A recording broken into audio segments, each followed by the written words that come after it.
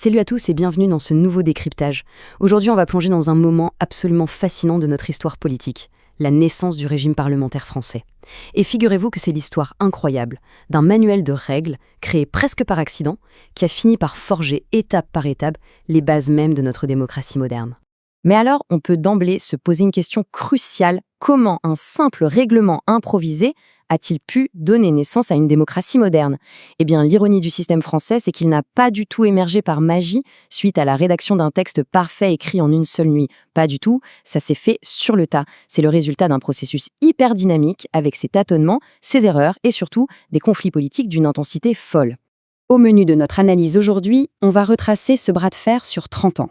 On explorera d'abord cette naissance par la pratique, puis l'invention des mécanismes parlementaires, la grande rupture de 1830, la fameuse monarchie de Juillet, pour enfin terminer sur la chute et l'héritage de 1848. Allez, on attaque tout de suite avec notre première partie, une naissance par la pratique, ou comment tout a commencé de façon totalement inattendue. Pour bien se repérer dans le temps, il faut garder en tête cette chronologie assez mouvementée. En 1815, après la chute de l'Empire de Napoléon, c'est la seconde restauration. On fait revenir le roi, Louis XVIII. Et, assez paradoxalement, ce retour en arrière très conservateur va préparer le terrain pour quelque chose de totalement inédit, un cheminement chaotique qui va nous mener jusqu'à la Révolution de 1830, puis à celle de 1848 et la proclamation de la Seconde République. Et c'est là que ça devient vraiment intéressant. Prenez la charte de 1814. À la base, ce texte n'avait absolument pas pour but de partager le pouvoir. L'idée, c'était de restaurer une monarchie où le roi garde la main mise sur le pays. Mais dans les faits, la friction constante, le choc quasi quotidien entre le roi et les députés, a littéralement forcé un système parlementaire à exister. Tenez par exemple, la toute première chambre élue, qu'on a appelée la chambre introuvable parce qu'elle était remplie d'ultra-royalistes, s'est opposée au roi Louis XVIII qu'elle trouvait trop modéré. C'est le monde à l'envers, non? Ce niveau de tension a poussé le roi à dissoudre la Chambre, ce qui a, de manière très ironique, accéléré cette fameuse évolution parlementaire. On passe à notre deuxième point, l'apparition des mécanismes parlementaires. En gros, l'art d'écrire les règles non écrites. Au fur et à mesure que la situation avançait, il a bien fallu inventer un peu sur le tas des moyens pour contrôler le gouvernement. Et pour combler ce vide, la Chambre basse a été super astucieuse en détournant 3 procédures indirectes. D'abord, l'adresse. C'est la réponse officielle au discours d'ouverture du roi, qui devenait en fait une tribune pour critiquer publiquement ses ministres. Ensuite, les pétitions.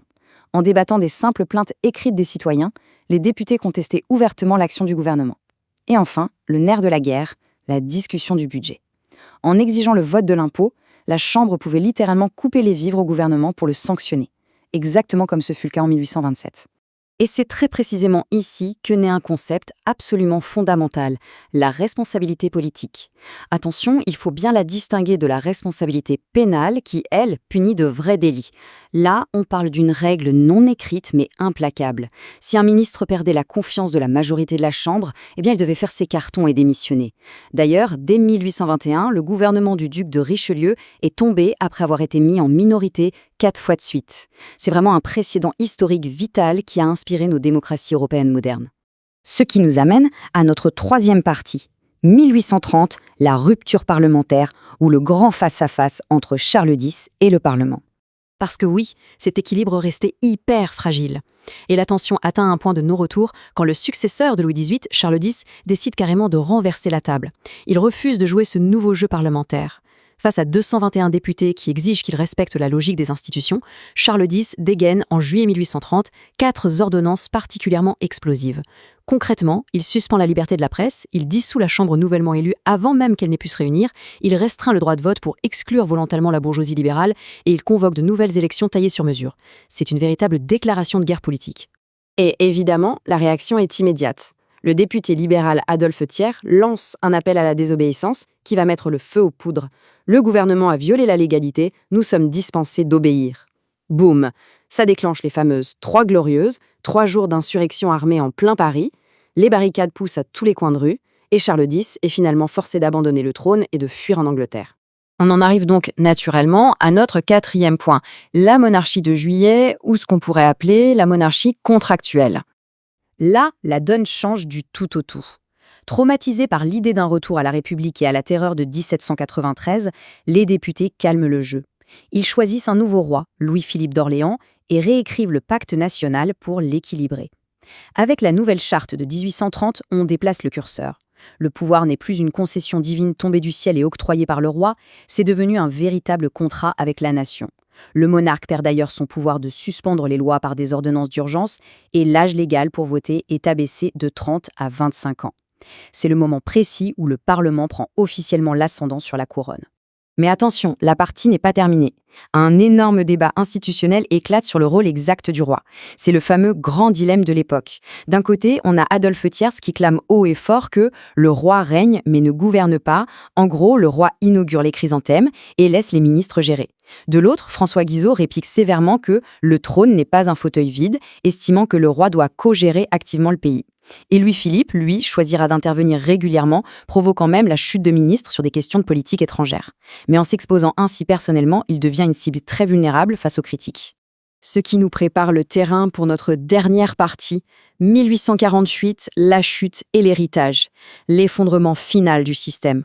Malgré des avancées considérables vers un vrai régime parlementaire, le système finit par pourrir de l'intérieur. Pourquoi ? Principalement à cause d'une corruption grandissante, mais aussi de l'obstination de dirigeants très conservateurs comme Guizot, qui refusent catégoriquement d'élargir le droit de vote. La colère monte, la population exige de participer à la vie politique, et comme les réunions politiques sont strictement interdites, l'opposition trouve une feuille assez géniale, la campagne des banquets. Puisqu'on ne peut pas faire de meeting, on va organiser 70 immenses repas à travers la France pour réclamer des réformes électorales. Sauf que la situation dérape vite. Ce qui devait être une simple demande pour abaisser le seuil de richesse nécessaire pour voter se transforme très vite en un appel brûlant pour le suffrage universel. Le mouvement se radicalise et échappe totalement au contrôle des libéraux. Et là, en février 1848, tout s'emballe. Le gouvernement, acculé, commet l'erreur d'interdire le tout dernier banquet prévu à Paris. Les manifestants, furieux, assiègent le Parlement. Le lendemain, la tension est à son comble. Des soldats se sentent menacés et tirent sur la foule. C'est l'étincelle fatale qui embrase la capitale. Paris se couvre à nouveau de barricades. Louis-Philippe est forcé d'abdiquer à la hâte et paf, dans la confusion totale, la Seconde République est proclamée. C'est la fin abrupte et définitive de la monarchie de Juillet. Pour conclure cette analyse, c'est assez vertigineux de voir à quel point l'histoire politique est toujours hantée par ces événements fondateurs. Tradition révolutionnaire, césarienne ou parlementaire, on peut vraiment se demander comment ces trois fantômes s'équilibrent encore dans la France d'aujourd'hui. Ce qui est sûr, c'est que les épreuves du feu traversées entre 1815 et 1848 ont posé les fondations directes de notre équilibre des pouvoirs contemporains. C'est la preuve ultime que les règles démocratiques les plus solides sont souvent celles forgées en pleine tempête. De quoi nous laisser songeurs, à la lumière de ce passé turbulent, quelle sera la prochaine grande évolution de notre pratique du pouvoir ?